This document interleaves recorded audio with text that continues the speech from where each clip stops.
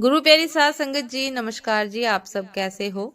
आशा करती हूँ बाबा जी के श्री चरणों में अरदास करती हूँ कि मालिक की कृपा से, निरंकार दातार के मेहरबानी से आप सब बहुत खुश होंगे, मौज बहार में होंगे और अवश्य ही भजन सिमरन में होंगे।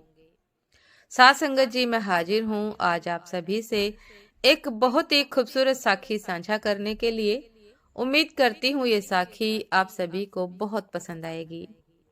तो साथ संगत जी, चलिए आइए समय न गवाते हुए साखी को आप सभी से साझा करते हैं जी।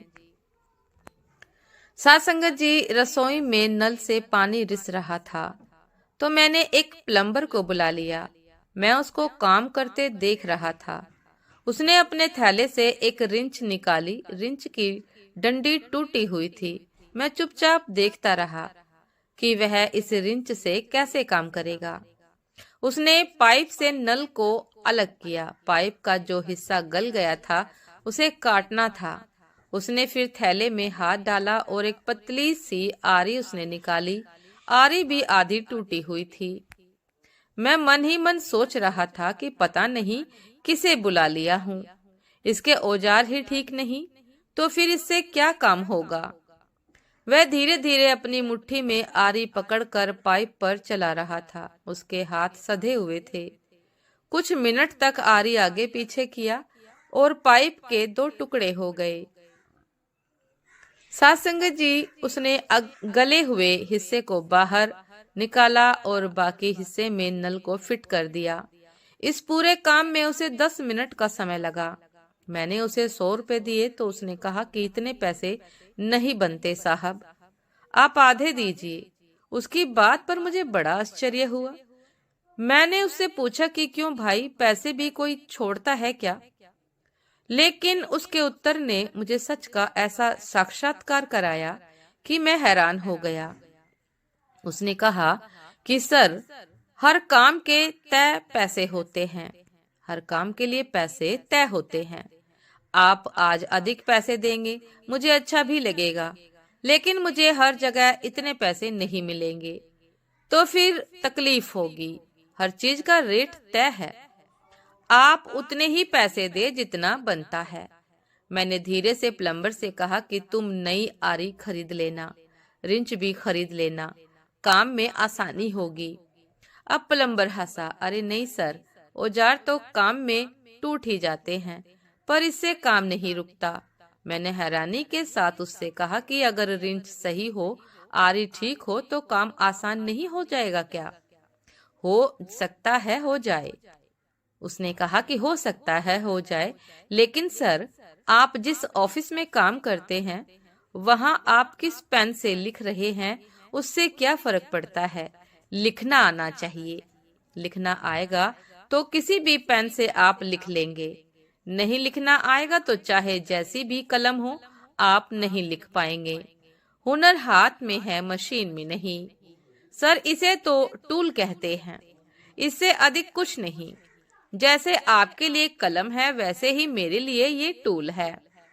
ये थोड़े टूट गए हैं लेकिन काम आ रहे हैं। नया लूंगा फिर यही हिस्सा टूटेगा।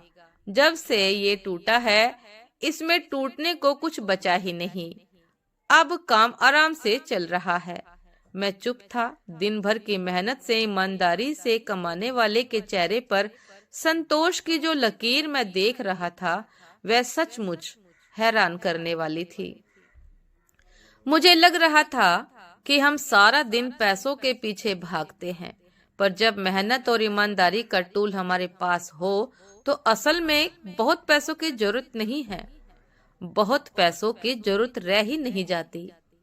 हमें बहुत से लोगों से सीखना है। ये लोग स्कूल में नहीं पढ़ाते, ये जिंदगी की यात्रा में कहीं भी किसी भी समय मिल जाते हैं। जरूरत तो है ऐसे लोगों को पहचानने की। जरूरत है ऐसे लोगों को पहचानने की, इनसे सीखने की, झुककर इनकी सोच को सम्मान करने की। मैंने कुछ कहा नहीं। प्लम्बर से पूछा कि चाय तो पियोगे? उसने कहा नहीं सर, काम बहुत है। कई घरों में पानी रिस रहा है, उन्हें ठीक करना है। सर, पानी बर्बाद ना हो इसका तो हम सबको भी ध्यान रखना है।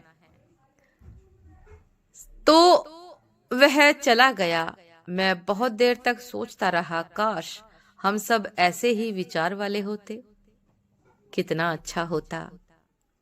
साथ संगत जी, ये थी आज की एक बहुत ही खूबसूरत साखी कि जीवन के सफर में कब क्या सीखने को मिल जाए, किससे सीखने को मिल जाए, कहा नहीं जा सकता है। जरूरी नहीं कि हर शिक्षा स्कूल से ही सीखी जाए।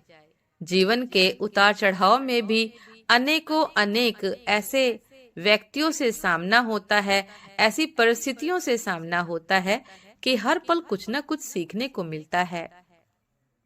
इस मिस्त्री से भी हमें बहुत कुछ सीखने को मिला।